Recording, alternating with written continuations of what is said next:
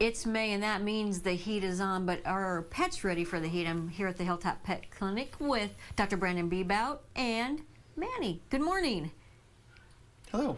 Hi, Manny. Okay, so pets, how affected are they by the heat?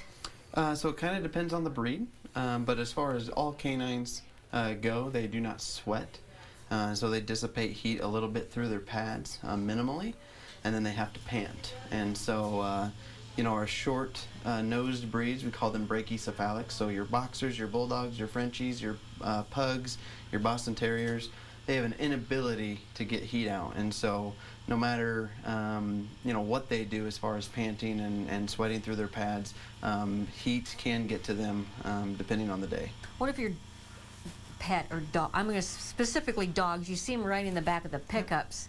That can be not only dangerous right in the back, I would think, but they're kind of susceptible to some They can be. Those dogs are typically outdoor dogs. And so obviously if you're driving down the highway, the wind is keeping that temperature lower. But yeah, they can't just sit there. And even thinking about pavement and asphalt, you want to keep them off of steel surfaces and those type of things. You wouldn't walk your dog down at the Strip at Vegas on 110 degree asphalt, or you're asking for a problem there. So can dogs get heat stroke? Definitely, and so it's actually one of the pathology thesis that we did in vet school. Mine was on heat stroke and all the sequelae that manifest. It's very broad, and so heat is the first thing you see, but as it heats up that core temperature, we do a lot of denaturing of our proteins, and one of the first things that goes is our clotting cascade. And so you have a secondary problem very quickly with bleeding tendencies, which is again a huge problem, and when again the core temperature is that hot, we're bleeding we're bleeding everywhere. Okay. Is that one of the first signs and symptoms of heat stroke? Not necessarily the first thing that we'll see. We might be even obtunded with our not mentally appropriate, so we'll be dull.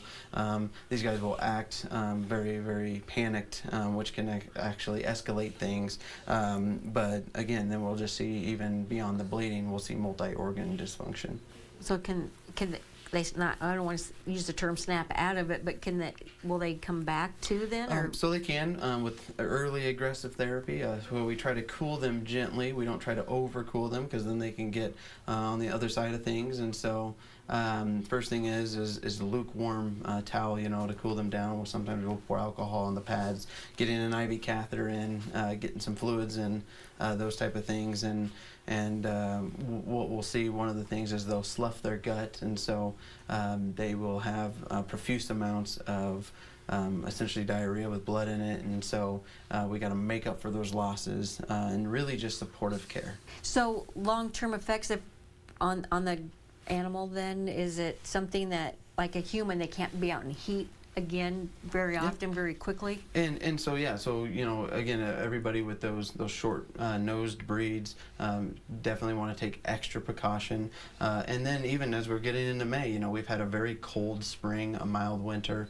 It's one of those things where our first 90-degree day will feel like 110. Once we've had 10 in a row, then that won't feel as bad. But going from 55 to even 80, you think, oh, this is a beautiful day typically. Well, they're not acclimated to that heat yet. And so we just want to err on the side of caution and be careful, especially in the early part of the summer, spring, when we're starting to see that heat, because, again, it takes them some time to get used to it. Wonderful information. Thank you, Doc. Join us next week with more from the Hilltop Pet Clinic.